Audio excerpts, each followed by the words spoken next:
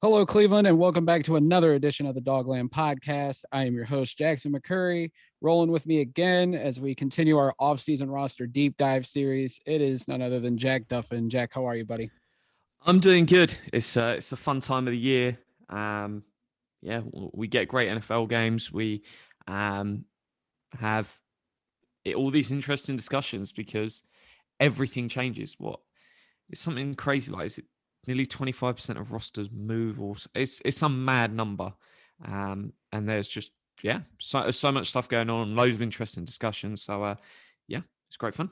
Yeah, I mean, we're just coming off divisional round weekend, which is always a fun time. We're also in the middle of 7 or 8 coaching searches.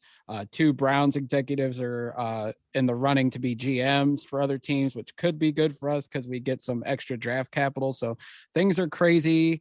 Of course, the Baker Mayfield saga is never ending. Just had his shoulder surgery late last week. So we won't see him until about May or June when he can throw a football again. So but you know, that'll be a talking point for weeks and months to come about what we're going to do with Baker, what we're going to do with the quarterback position. But we already talked about the quarterback position last week as we kicked off our offseason deep dive. Old news. Yeah, that's old news at this point. For those that didn't listen, go back into our archive. We talked about the quarterback position as well as the running back and fullback positions, and you can read Jack's articles over at thedogland.com as well. But today, Jack, we're talking about probably the position group that I think will be the most talked about this offseason outside of quarterback, and that's the wide receiver position. Going into 2021, I think a lot of people, and I'm one of those people that thought the wide receiver room was deep. We all thought, the return of Odell Beckham, having Jarvis Landry in the room, Rashard Higgins, Donovan Peoples-Jones, Demetric Felton was in there, and Anthony Schwartz, 2 rookies. We had to make the difficult choice of cutting Kadarius Hodge, which, some people say that bit us. But now, Jack, we're going into 2022, and this position group, I think, is going to be overhauled, and it's going to be something that Browns fans will be talking about heavily throughout free agency and the draft all the way up until the 2022 season begins. Yeah, so I think we're going to see a dramatic shift in the way they build the room because we've had 2 years of 2 players we're heavily invested in. Whether you like it or not, there was a lot of money put in 2 guys to go out and perform, and it didn't happen. We're not going to sit here and get into the reasons because we're here to talk about the future rather than the past, but not many wide receiver rooms are built like that, where it's so heavy with 2 and then there's nothing. And there's no real draft picks invested in there. There's no real free agency money. It's just the entire thing is cheap. And whether your views on Rashard Higgins, some of these other players, Donovan Peoples-Jones, he was a 6th round pick, he's a punt.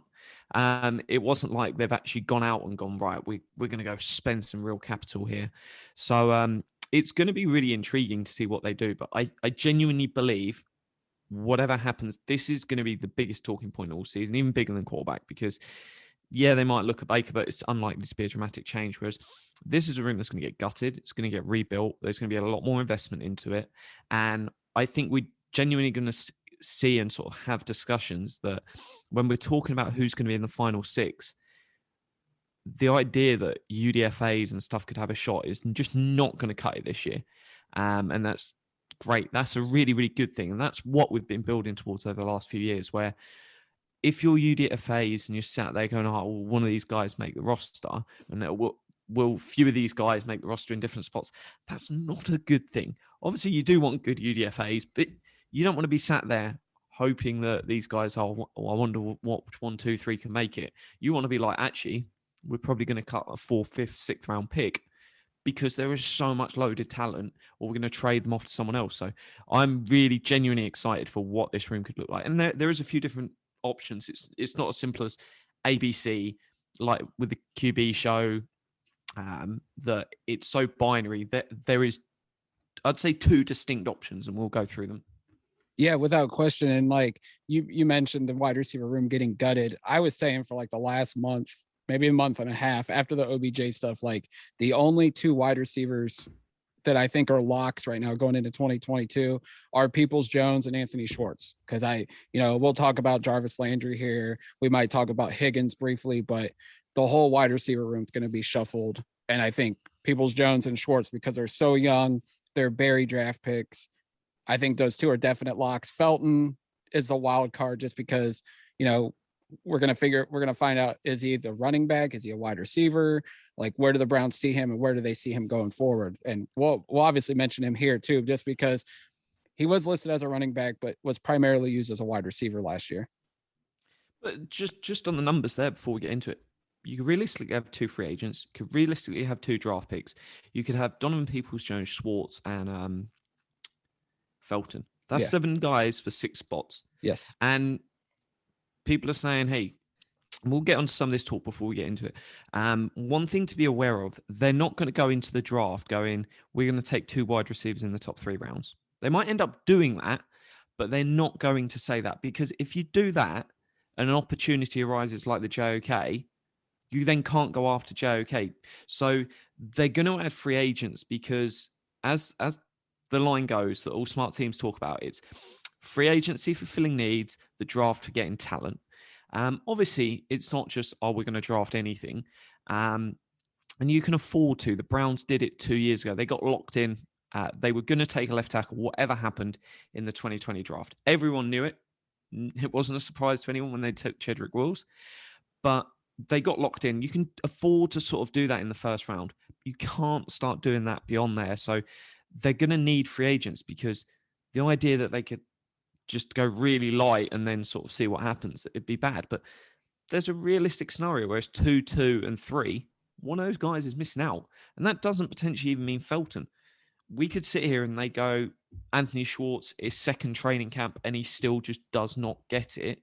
Could have Donovan Peoples-Jones where they go, hey, Schwartz and Felton are really stepping up. We've got lots of packages they can use. Donovan Peoples-Jones, we've asked him to do a lot and ends up going wrong. They could cram so much talent in here that they end up trading away. And it wouldn't be a cut, it would be a trade away, because I think all 3 of them guys would find a place on another team. But they are just going to bring in talent. This idea that, we like the top 4 and it's like whatever, Jojo Natson or someone can sneak onto the roster. Ain't happening. It's going to be so much action in there, and dudes are going to fight. Without question. And when you look at the wide receiver room, Jack, because you mentioned this in the article, the Browns have used 3 wide receiver sets 44% of the time in 2021 and 42% of the time in 2020, both years under Stefanski. They were both 29th highest in the league. And I think the one glaring thing that the Browns have been missing is an outside deep threat. They have guys that, Peoples-Jones, Landry, Higgins, these guys can do the short and medium game quite well. But when it comes to deep routes, they're not that great at it. They have Anthony Schwartz, who is a burner, but he still has a lot of work to do, still very raw as a wide receiver. No one sees him as an outside threat just yet. So when the Browns going into this offseason, I think they're looking for that home run hitter, that deep threat, that wide receiver number 1 that you see throughout the league. The Browns just don't have that. They did have that in Odell Beckham Jr., but things just didn't work out, obviously. Now he's in LA balling out for the Rams in the playoffs. And the Browns know, we talked about this last year, Jack, they didn't have an outside threat then, and they still don't. Yeah, no, it's a desperate need. And it's like, you need your wide receivers to go deep. So one of the top 2 wide receivers in the team, and I'll throw out a guy I had a phenomenal end to the season, Braxton Berrios. Really, really good numbers to end the season, but he's a slot dude. And it's like Cooper Kupp, perfect example. Say Cooper Kupp was a free agent. That's not the sort of wide receiver the Browns need to be the 1 and 2. Hey, I would happily change the scheme and play 3 wide receivers rather than 2 tight ends. But if Stefanski genuinely wants to stay with the 2 tight end system, then it makes sense that your wide receivers and outside guy, you could get away with a 2 like Jarvis that can do a bit of inside and out, but you ideally want 2 guys that just speed and can go, because that's where you're going to play. If you've only got 3 wide receivers on the field, just above 40% of the time, then you don't need slot guys in there. You've got to be able to get the deep and medium. And we're not talking, they both have to be insanely fast. And if you look at some of the separation numbers, Adams, some of these other greats, then they're not actually that fast. So don't just use speed to think that gives a separation. Hey, an Anthony Schwartz style guy is amazing to have, but it's separation, it's everything else. And they're going to be smart here, but don't expect an investment. A wide receiver 3 could easily be a small slot guy. We'll mention some people, but not your 1 and 2. Yeah, definitely. And, the Browns don't have a wide receiver 1 on the roster. And then everybody's looking towards free agency. There are some big names out there. Devonta Adams is the top guy. I do not see him leaving Green Bay. I think he's going to get franchised unless he forces his way out, if Aaron Rodgers forces his way out. But at the same time, I don't see Green Bay letting him go quite easily. He won't be franchise tagged. The reason why he won't be, they cannot afford it. Okay. They are... their cap situation is horrendous. Okay. It's going to be like Green Bay, New Orleans, where they gutted the middle of the roster. They'll keep some of the top guys, but they have to gut the roster. Kevin Ingles does a really good job. I think it's just Packers Cap on Twitter. Great follow. You'll learn a lot of stuff. Who cares? He's mainly tweeting about Packers. Well worth the follow there. But they are in a really bad spot. So when we're talking about wide receiver 1 here, you've got that body type in mind of these top guys. We're not so much just talking about that. We're talking about who's just going to be the best wide receiver on the team, because you're going to find that guy in the draft. Are you going to draft a guy and go, you're going to come in and be our number 1 wide receiver on the team? No. Jamar Chase did do it, and drafted prospects have tended to do quite well in the last few years, but we're not going to expect big things week 1. So it's going to be a free agent. If we take Devonta Adams off, and I think he'll probably get extended, him and Rodgers will do extensions. If not, I think he's going to be a Raider. It leaves us with 3 higher names. And I'll touch on one I don't think will actually be on the market. So we've got Chris Godwin, Mike Williams, and Michael Gallup. Injured wide receivers still get paid. We've seen that in free agency, so don't rule out Godwin and Gallup taking cheap little deals. But for me, the one that I would most like out of those 3 is actually Mike Williams. He actually gives you that body type that we would really like to go deep, and does great stuff there. Do I think they'll let him go? No. But Telesco, I think the GM was asked about him and Derwin James, and he pushed off the question, so we're not going to talk about deals, which when you're a team that's already eliminated from the playoffs, that's exactly what you're expected to do. So a little bit of a weird one there, but certainly one to keep an eye on. If you wanted to go for some cheaper names, Allen Robinson, DJ Shark, Will Fuller, they're underwhelming, if we're going to be honest. And one other name that I believe will end up on the market by the 22nd of March is Amari Cooper. He has 20 million in guaranteed that day. And I think that is a name you'll see on the market, which then will probably mean that your Michael Gallup will chat about Cedric Wilson, who's a hot and upcoming name, and maybe Schultz, their tight end. They might bring those 3 dudes back and allow Cooper to hit the market. So don't be surprised if we potentially see a cut of Amari Cooper. But no, it's one that you sit there and you start chatting about these names. Suddenly that name's not there because they're going to sign those 2 guys, cut Amari Cooper, and off you go. Yeah, I was actually going to bring up Amari Cooper had you not, because it sounds like coming out of Dallas, Jerry Jones is not happy with Cooper's production, not living up to the big contract he signed. I think it was 2 years ago, 1 year ago. So yeah, I definitely see him being a cap cut. It seems like the Cowboys are in the next couple of years. They're going to start trimming away some of these big contracts. Cooper's first. I'm sure Zeke is something they want to get rid of because he's not living up to the production of that contract that he held out for 3 years ago. But yeah, Cooper would definitely be another big name added to this room. My problem, Jack, and I don't know if you had the same problem. You mentioned Mike Williams. You have him above Godwin and Gallup. Godwin and Gallup tore their ACLs late in the season. Do you think this is going to hurt their free agency value around the league? Do you still think they're going to get big contracts from any potential team? And if you were the Browns, if you were Andrew Berry, would you invest money into guys like Godwin or Gallup that are coming off an ACL injury? Yeah, I think we're talking maybe 1 or 2 million less. There's a chance that they could do like a 1-year deal, stay where they are, go prove it again next year.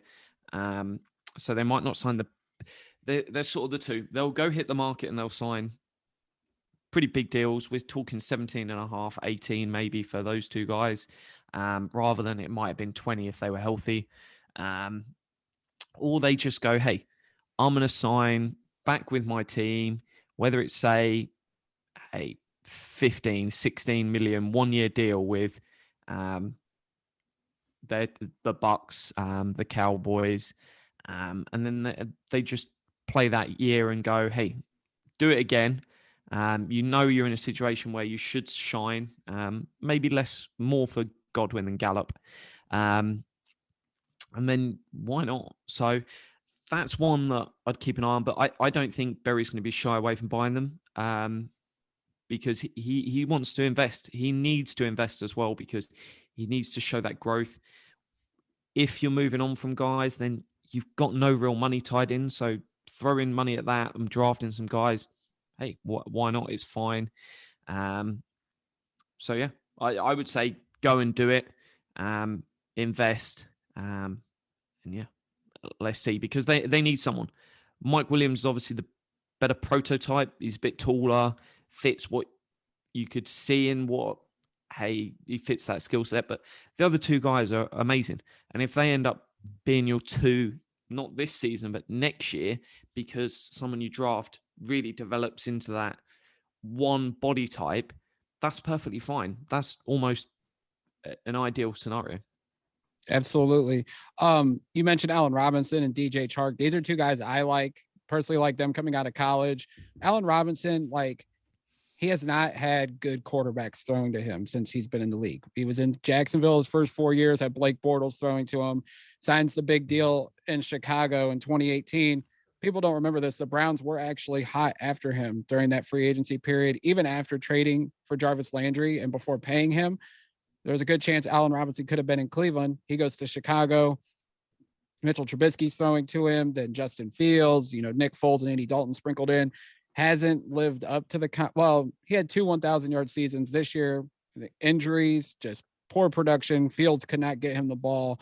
This could be a situation. He signs a 1-year deal, tries to reestablish his market. I mean, I could see the Browns throwing him a 1-year deal potentially and saying, hey, come here. We'll pay you, I don't know, maybe 8 to 10 million, try to reestablish your market. Then you go out, you hit the free agent market next year at 29 and potentially land one big contract again before you hit the decline.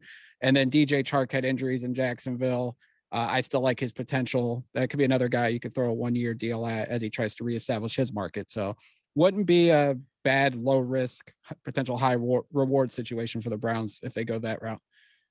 Yeah, if you could get a 1-year deal out of Allen Robinson, I could see that making sense, especially if some of the other names are gone. The only thing that sort of makes me think, would he? If you're a wide receiver looking at what happened with the Browns last year, a 1-year prove it deal with Baker Mayfield at quarterback doesn't really get your juices flowing.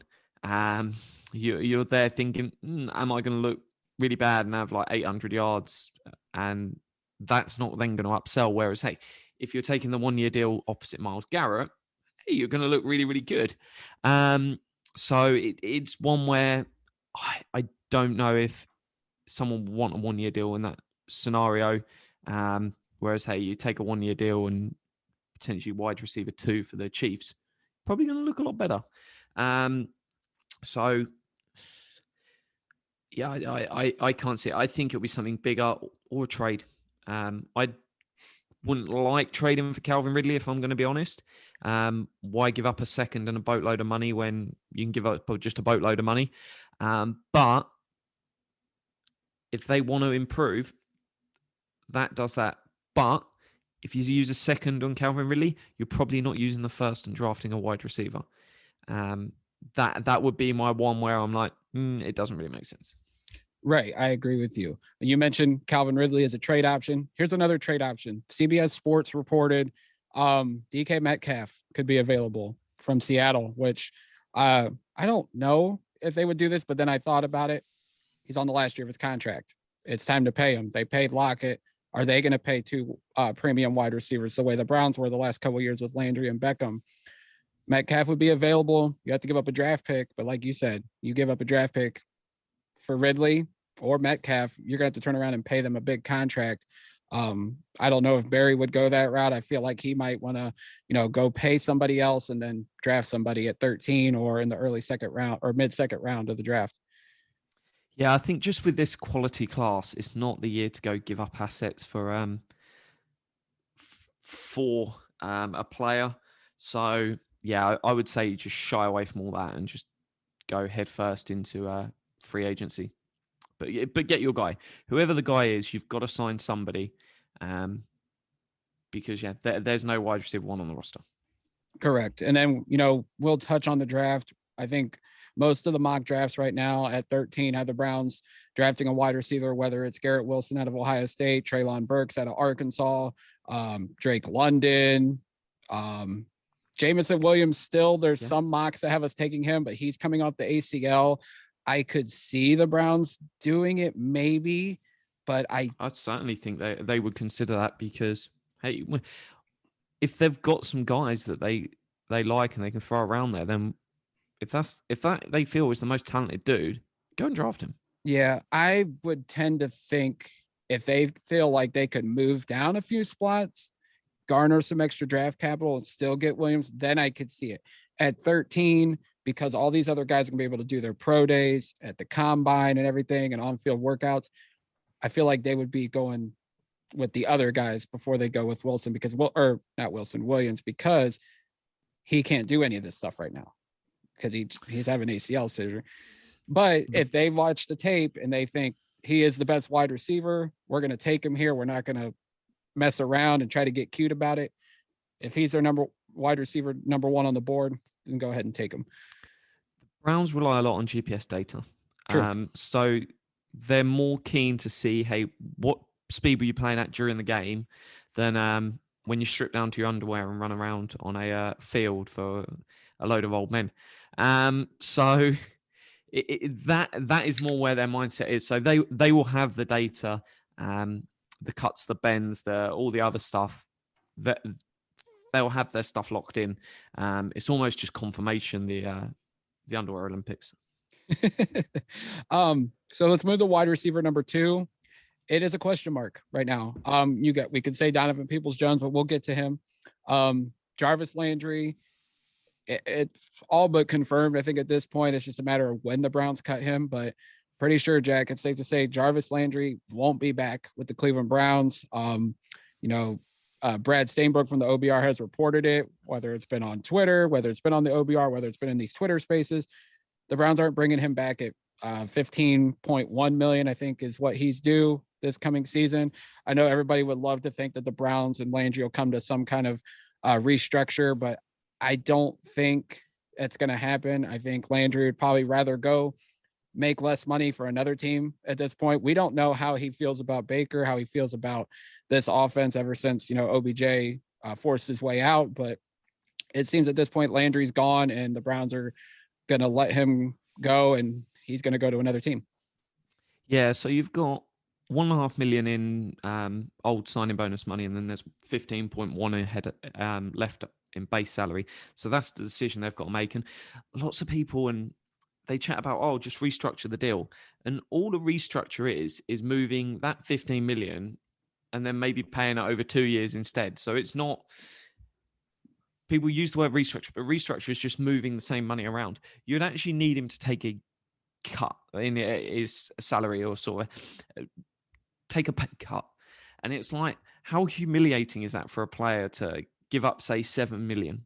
It's essentially what the Browns tried to do with Joe Hayden, and that's why Hayden ended up, getting released, because he wouldn't agree to the pay cut, and that's why he's a Pittsburgh Steeler now. Go ahead, Jack. Yeah, and it might be one where they actually want to keep hold of him until they sign somebody else. So it might be one they keep him on for a while, and they say to him, look, we're probably going to let you go. We're going to go sign someone else. But at the same time, we're not actually going to do that yet, because you can't get rid of everyone and then go into free agency, because free agents can then go, hey, you've got no wide receivers. we'll make you pay whatever. So don't be surprised if it's a little later cut. They'll still want to do it as early as possible, but there's that risk of, hey, you clear the entire room of that sort of starter level talent, and then you've got nothing left. So he's going to move on, and people go, oh, what would it take as a number? He say it is 7.5 million. He doesn't want to have a meeting and give up 7.5 million of salary. Even if he's only going to get, say, 8 on the market, your player would rather get cut. Choose whatever team they want to go to a new situation somewhere else. And it's not just the 1 year. He's then going to sign a 4-year deal potentially, where 2 of them are guaranteed years. And he's got some job security then, because at the moment he's got no job security. If he went and played here for 8 million on a 1-year deal, yeah, in a year's time he's a free agent and he might have another bad year and who knows what's there. So players would rather hit the market, and I think that's what they're going to allow him to do. It makes no sense for him to be in. So this group of free agent wide receivers, this crop of like wide receiver 2 slot receivers, this is pretty deep, I would say. We already mentioned DJ Chark. You mentioned Cedric Wilson. You got Christian Kirk from the Cardinals out there, Russell Gage of the Falcons, Juju Smith-Schuster. I don't know if Browns fans, how they feel about that. I'm not open to Juju being here. Me neither. Marquez Valdez-Scantling from the Packers. I think that all depends on the Rodgers situation. Sammy Watkins, Braxton Berrios. Like, there's a good crop of depth at this spot if the Browns are looking for another potential outside guy or another slot receiver to potentially replace Jarvis Landry. There's some good depth here. This could be a 1-year deal potentially here, Jack. Like, they sign a guy to a 1-year deal that's relatively cheap. I think it'll be a multi-year deal here. Some names. Because like the Watkins, these guys, yeah, it's 6 to 8 million potentially. Maybe slightly more for a DJ Chark, but somewhere in that sort of 6 to 10 range. And I think that's perfectly fine for them to go, actually, we're going to go and invest in this because they need to get the answers. Obviously, if they spend really big and they say put 17 million down for Mike Williams, this backup role is probably then going to become a 6 million deal. They're not going to, if you spend 17 on your first guy, you're not going to be going for DJ Chark as your number 2 and spending 12. So, yeah, I would say for the pair, said 25 million probably is the ceiling for the pair of 2 players here. So if they went free agent for the top 2, and for me, it just makes the most sense, because that way you've got 2 top wide receivers that you know you're comfortable with. Yeah, they might only have 2 years of guaranteed money, each of them. So it's one where you're not tied to them forever. You just need 2 years while rookies, some of these other younger players step up. But you really need to see what you've got, because they can't just rely on nothingness. So Cedric Wilson's obviously, I'd say, one of the most exciting names. Russell Gage, for me, is a guy that is flying under the radar at the moment that I really like. If they trade Ridley, though, Russell Gage is not going to hit the market. So other things knocking on there. Braxton Berrios surely has to stay. He's had a great end to the season.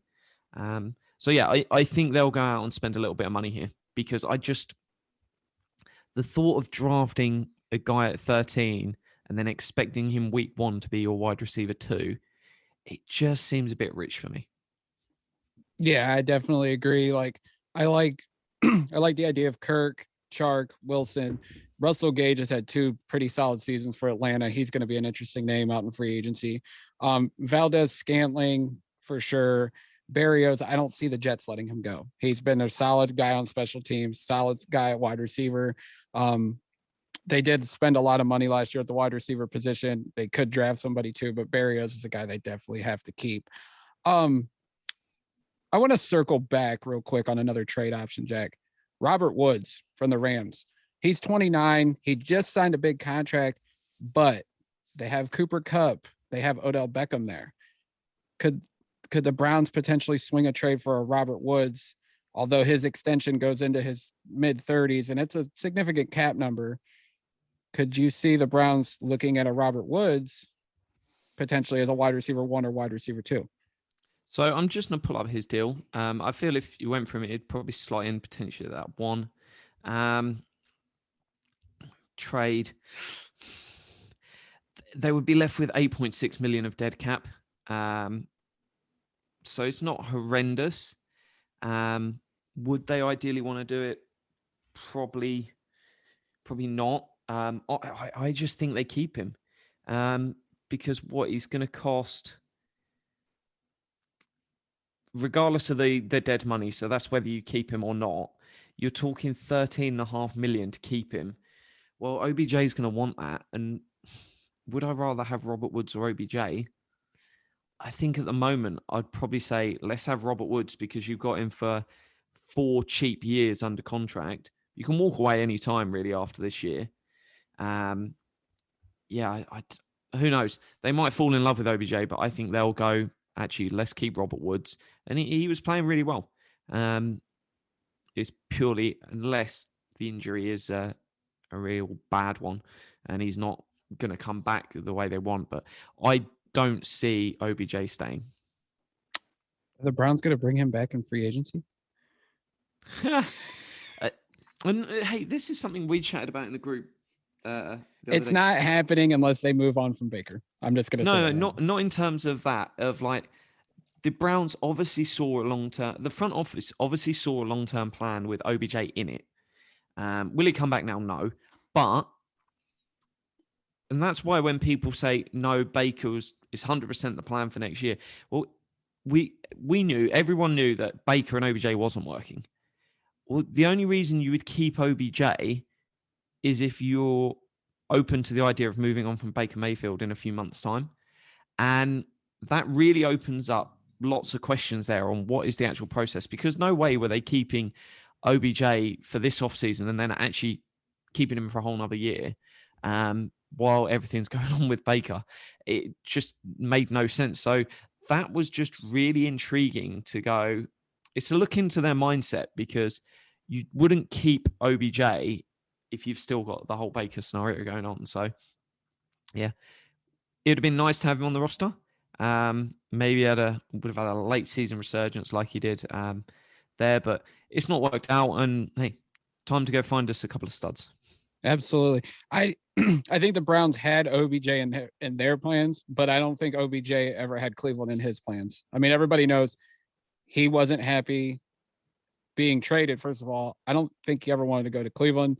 I mean, Jay Glazer has reported he wanted to go to Los Angeles. He wanted to go to San Fran. I think his sights were set on going to the West Coast in a trade if he was traded. I think he appreciated Cleveland. I think he appreciated his teammates and the fans, but I don't think he was ever 100% sold on spending his prime years here in Cleveland. I don't know if San Fran there, I think makes a lot of sense because they don't really have too much at wide receiver. I know a few people crease when I say that, but Debo's got an unusual skill set, which isn't obviously going deep. Ayuk's been questionable, whereas he instantly goes there and makes that team a lot better. So, no, I think that would make a lot of sense. Yeah, and I mean, but they got to pay Debo. That report was out over the weekend that they're going to pay Debo. I would imagine he's going to want some significant money for what he does. So he's got one more cheap year though. Yes, yeah, because he's on his rookie deal. So they could add OBJ. I think OBJ would be a great fit for Shanahan's offense too. About to move on from Jimmy G as well though. So yep, there's more money freed up. When we talk about the guys already in house, Donovan Peoples-Jones and even Anthony Schwartz. I think the upside for them going forward is positive. I think we've seen things in both of their skill sets, their games, like there's something there for both of them. And I mentioned at the top of the show, I think these two are locks for this year, 2023, maybe even 2024. Schwartz is iffy because, there's been some things in his game where it's like, dude, what are you doing? Like letting up on routes. I can think of like 2 or 3 where Baker threw an interception because Schwartz wasn't full go. And of course he was hurt throughout training camp with the hamstring. And then obviously the big concussion against New England, but I still am very high on him. I think he'll take a step forward next year. And then Donovan Peoples-Jones, he was flashing all over the place in camp last year. I think a lot of us hoped that he could be a wide receiver 1. He showed that he really can't be, but I like his upside as a wide receiver too. I feel confident about those two guys going forward in the wide receiver room. They just need to add more around them to accompany them. Yeah, it was really, really unfair on DPJ that he was asked to be a wide receiver one for more or less the entire season, which is a big part of the problem. And that's not on him. I think his ceiling is probably a wide receiver 3. And there's nothing wrong with that. Turning a 6th round pick into a wide receiver 3 is actually a really, really good return. So yeah, I can't see him filling these position of 1 or 2. Certainly not this offseason. Yeah, I think he could develop into being the 3 or the 4. And the 3 doesn't naturally mean he's in the slot, so he'd still be on the outside. But it's one that you sort of need to take it with a pinch of salt and see.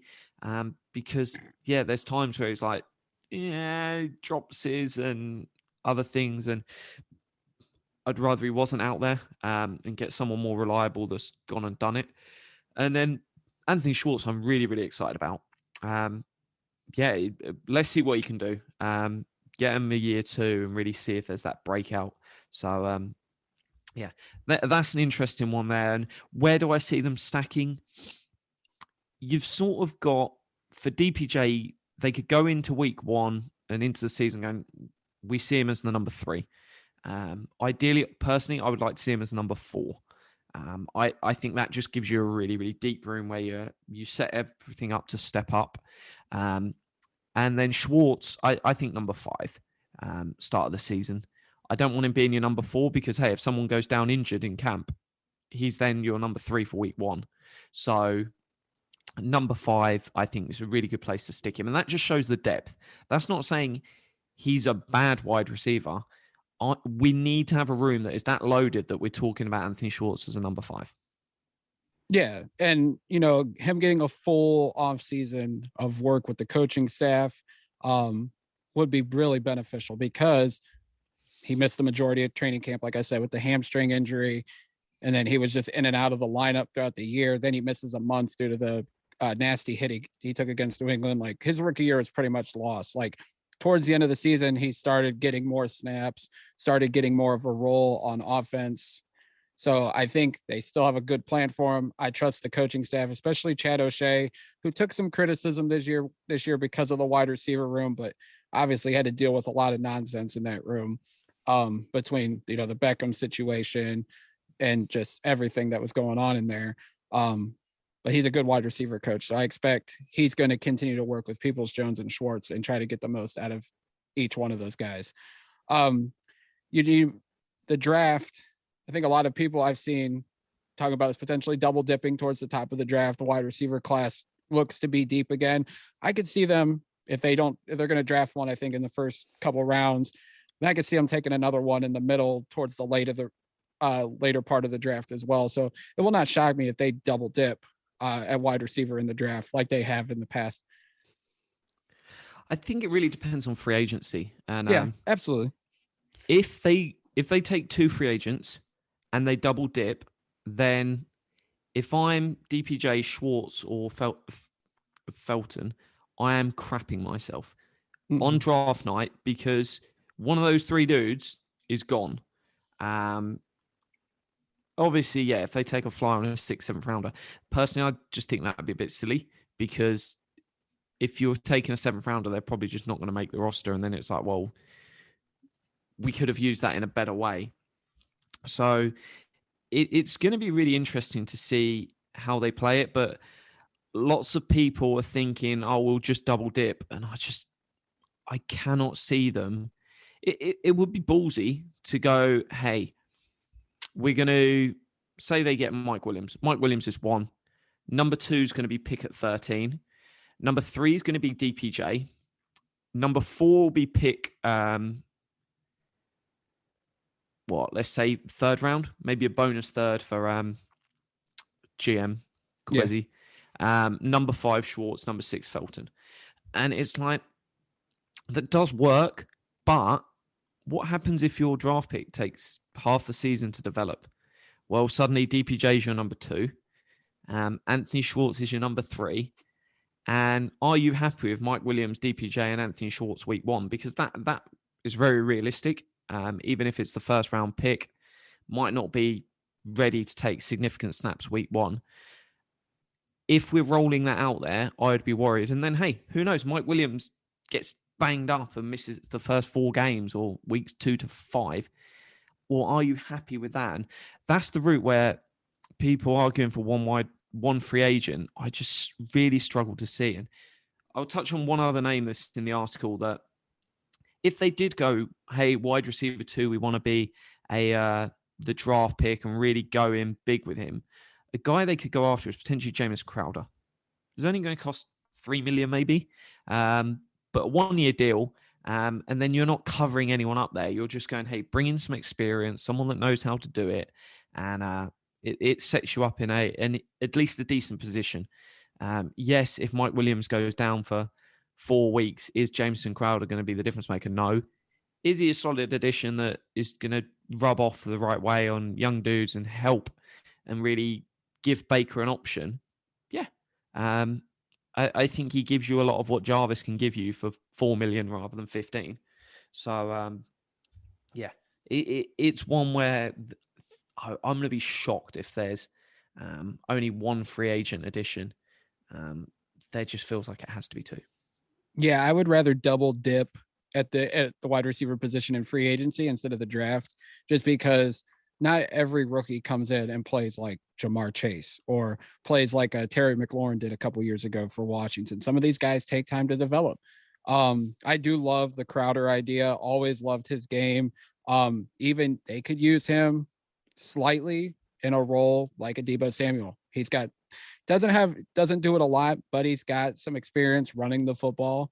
It seems like that could be a trend where they kind of use wide receivers like that in a running situation. Crowder could do that. He's 5'9", about 180 pounds. You'd like a little bit of a bigger back because Deebo is like 6 foot, like 210. But they could use Crowder in that role. And I would feel more comfortable with 2 veterans wide receivers in the room instead of having Schwartz and Peoples-Jones as your potential like veterans with 2 rookies and Demetric Felton and maybe 1 free agent wide pickup instead of, you know what I'm saying? Like, I would rather have 2 free agent pickups in there instead of 1 free agent pickup and 2 rookies and then 2 second-year players and a third-year player. Like, I just not very good idea. Yeah, and maybe AJ Green wants to come back to the area. He might. That's the sort of one. That's the sort of move that makes a lot of sense for your number 2. And you touched on earlier, that number 2 is a 1-year contract. Probably does make the most sense. Because, hey, if the rookie you draft or DPJ or Schwartz makes a step forward, then you're going to know where those guys stand. And then that'd be in a year's time, say you sign AJ Green, AJ Green's then hitting free agency again. That's fine. Move on from then. You've got your stud name, potentially Mike Williams. Then you're like, right, we've seen 1 year of the rookie. He's good. He's great, right? He's going up to number 2. DPJ, breakout year. He's going to be number 3, and we're probably going to extend him for a couple of years and see what he's got. Schwartz hasn't worked out. Right, we've got 1, 2, 3. We'll keep drafting some more guys behind. Felton's looking good there, number 5 maybe. And yeah, the more we've spoke about it through this podcast, I think you're right. That second free agent, a 1-year deal or a 2-year deal that is a 1-year deal and an option. Yeah, for sure. AJ Green's another fascinating name because, like, is Arizona going to keep? Are they going to let Christian Kirk walk? Are they going to pay? Are they going to keep AJ Green around? Do they bring in another free agent wide receiver to pair up with DeAndre Hopkins? Like, Arizona's obviously fascinating because there's so many question marks with that organization right now, with head coach, with GM, the owner's furious. Like, they're not going to bring everybody back, but Christian Kirk is young. He's dynamic. Him and Kyler have had somewhat of a chemistry. I can't see Kirk leaving, and I can't see them keeping a veteran like AJ Green, but who knows? It's going to be fascinating to watch this wide receiver room. You said it, outside of quarterback, and it might be even more interesting than quarterback. This wide receiver room is definitely going to be something to watch this offseason. Yeah, and then that 6th name, Felton. I think there's a good chance that he's that guy. But if they're sat there in the third round and some name at wide receiver, say they've gone the strategy of 2 free agents, drafted some dude at 13, and they're sat there in the third round and they've got a high second round grade on someone or a second round grade on someone, and they're in the third and it's like, we really like this guy. They could easily take the punt. And obviously the other option is they go with, who's the guy that's injured? Is it Williams? The guy that could be in the first round. Jameson Williams. Guys, you won't be surprised to learn. I deal with the draft after free agency because free agency changes everything. And I don't watch college. But that might be the option why they double dip, where they go, right, we're going to take him, we're going to pop him on PUP. Physically unable to perform, it allows them to wait until week 6 to bring him in. And then they double dip because, hey, we're going to need that guy. And then 6 weeks into the season, they decide, right, who's best or who's struggling or whatnot, and then make a move. So that could be an option for double dipping. Keep this name in mind, Browns fans. Juan Robinson, the wide receiver out of Kentucky. He's a projected 3rd round pick. I'm imagining if the hype is real, he probably won't be there in the 3rd round, but definitely a name to keep an eye on in the 2nd and 3rd round. Shout out to our draft guy, Alex Hale, who's brought him to my attention. And the more I watch him, the more I really like this kid. So definitely a name to watch in the 2nd or 3rd round as a wide receiver prospect for the Browns. Jack, as we wrap things up here, go ahead and plug your Twitter and plug your articles over at thedogland.com. Yeah, so it's at Jack Duffin, DUFFIN on Twitter. DMs are open, cap questions, roster construction, weird off-season rules. Hit me up, tweet at me or DM, either's fine. But then, yeah, the articles are over at the Dogland. Give them a read, let me know your thoughts. And hey, I'm presenting all the realistic options I see. Let me know. And I had some great people tweeting me and going, hey, this is where I'd stand.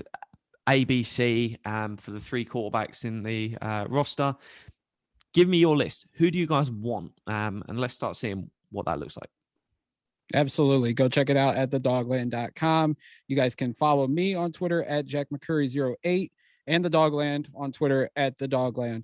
So until next time, Browns fans, as always, go Browns. Go Browns.